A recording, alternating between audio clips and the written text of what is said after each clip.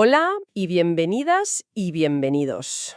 Hoy nos vamos a sumergir en un artículo científico que a primera vista puede parecer muy abstracto, pero que en realidad ataca un problema fundamental.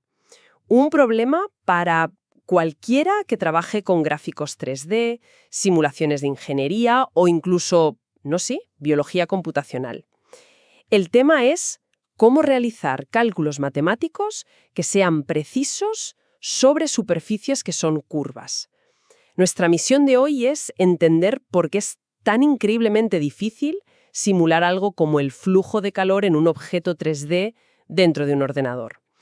Y lo más importante, vamos a descubrir un método súper ingenioso que resuelve un obstáculo gigantesco. Se trata de cómo garantizar que nuestros modelos digitales obedezcan las leyes más sagradas de la física, como por ejemplo la ley de la conservación de la energía. Y para guiarnos en esto tenemos aquí el artículo de investigación Discrete Conservation Law on Curved Surfaces, de Sheng-Yang Chen y Jihu Yang Wu. Muy bien.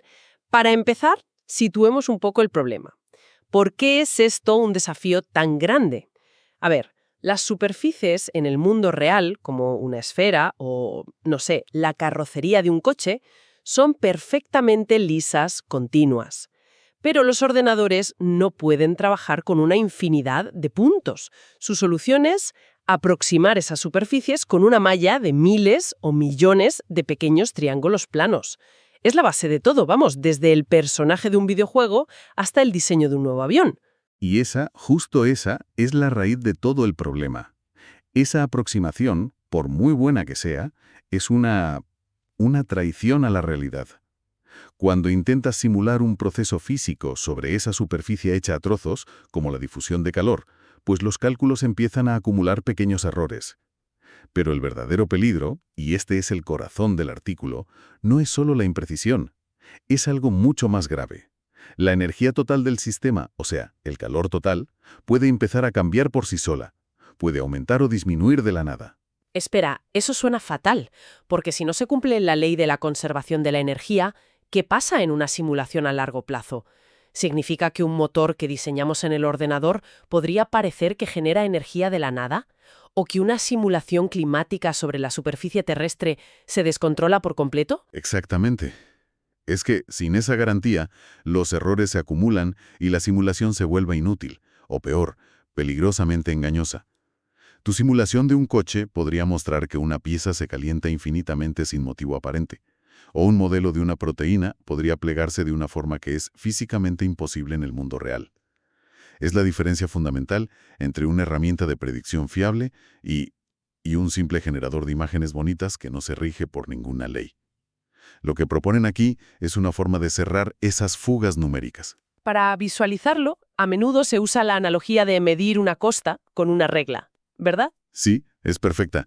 Imagínate que mides el contorno de un país con una regla de 1 kilómetro. Obtienes una cifra. Pero si usas una regla de 1 metro, La cifra es mucho mayor porque capturas más detalles, cada pequeña cala. aquí los triángulos son nuestra regla. Exacto.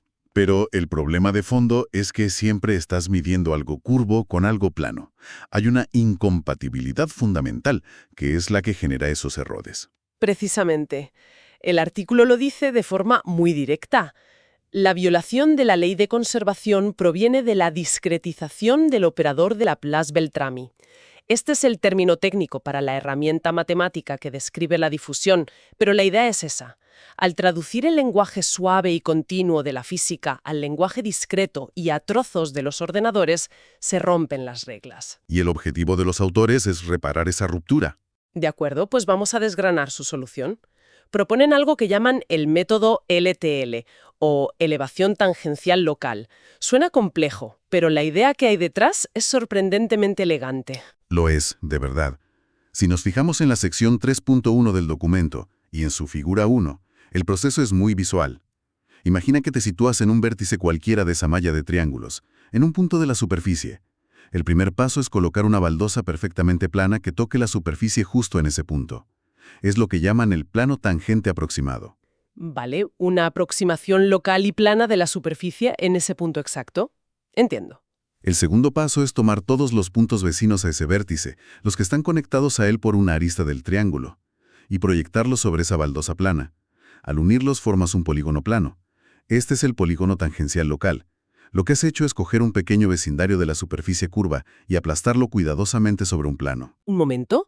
Si aplastas una porción de una superficie curva para hacerla plana, no estás perdiendo la información más importante, que es precisamente la curvatura. ¿Cómo puede ser preciso un cálculo si ignoras la forma real del objeto justo en ese punto? A mí me parece que estás haciendo trampa.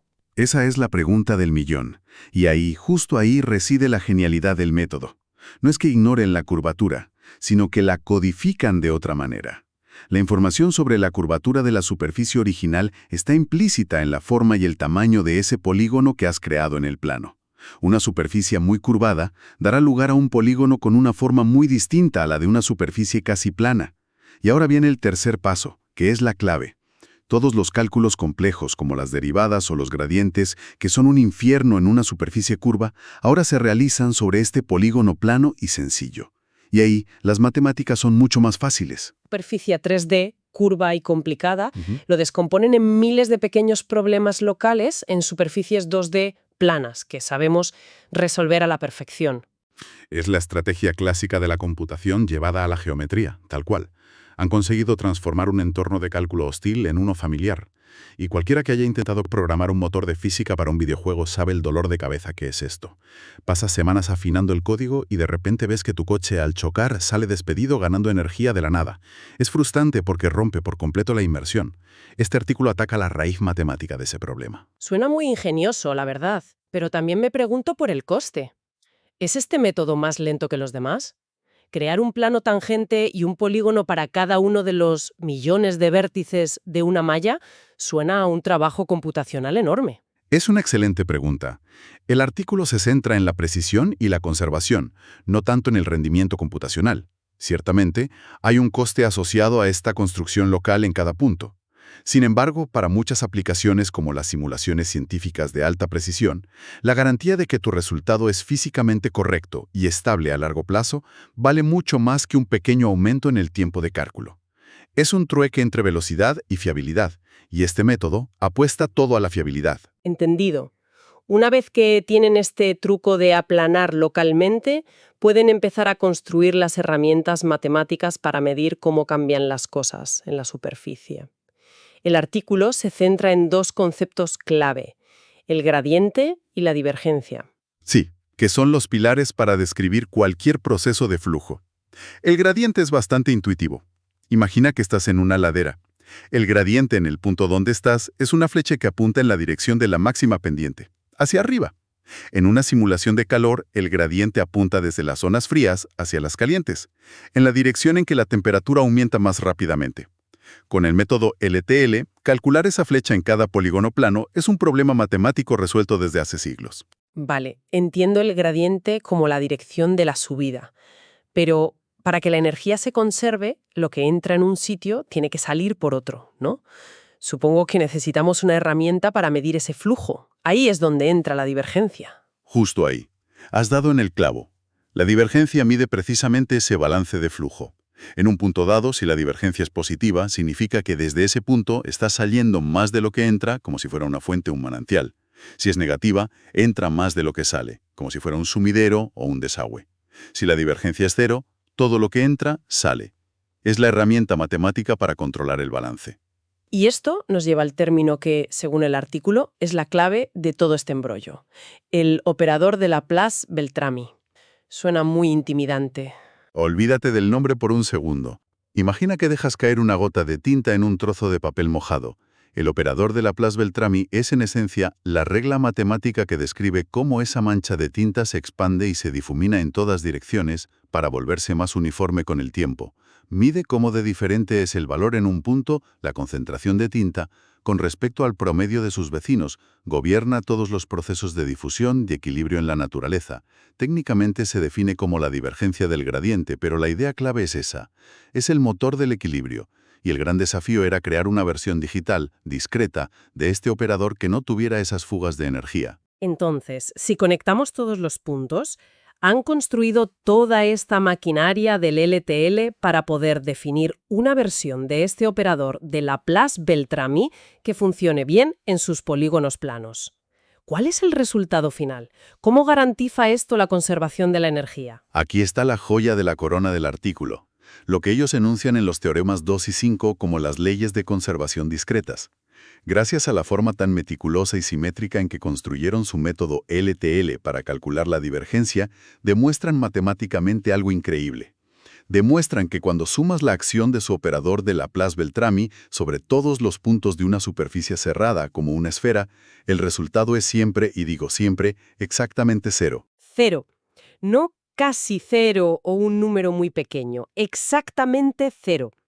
Eso significa que no hay creación ni destrucción neta de la cantidad que está simulando. El sistema es perfectamente cerrado. No es que la simulación de un resultado que casualmente conserva la energía, es que la fórmula está construida de tal manera que es matemáticamente imposible que no la conserve. Has captado la esencia.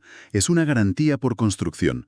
Volviendo a la analogía del agua, imagina que vertemos exactamente 1 litro de agua sobre un globo terráqueo perfectamente sellado. El agua se moverá, formará charcos, se evaporará y condensará en otros sitios, pero si en cualquier momento sumamos toda el agua del globo, en estado líquido, gaseoso o sólido, la cantidad total siempre será 1 litro. No puede ser 0,99 ni 1,01. El método de este artículo garantiza que la simulación por ordenador respete esta regla de forma exacta. Muchos otros métodos tienen esas diminutas fugas o fuentes numéricas que con el tiempo hacen que la cantidad total de agua varíe, invalidando por completo la simulación a largo plazo. Su método es hermético. Una teoría matemáticamente hermética es una cosa, pero la pregunta del millón es, ¿lo pusieron a prueba? ¿Funciona de verdad cuando lo enfrentas a problemas reales? Por supuesto, la sección 4 del artículo está dedicada por completo a las pruebas numéricas, y lo hicieron de varias maneras para demostrar la solidez de su enfoque. Primero, organizaron una competición. ¿Contra quién compitieron? Pues enfrentaron su método LTL a otros 2 métodos conocidos, uno propuesto por un investigador llamado Xu y otro muy popular llamado el método Level Set. Probaron los 3 en 2 formas geométricas estándar, una esfera y un toro, que es básicamente una forma de donut. Los resultados que muestran en las tablas de las figuras 4 y 5 son muy claros. Su método es igual de preciso que los otros y en algunos casos incluso ligeramente mejor. Esto es crucial, porque demuestra que no han sacrificado precisión para obtener la conservación.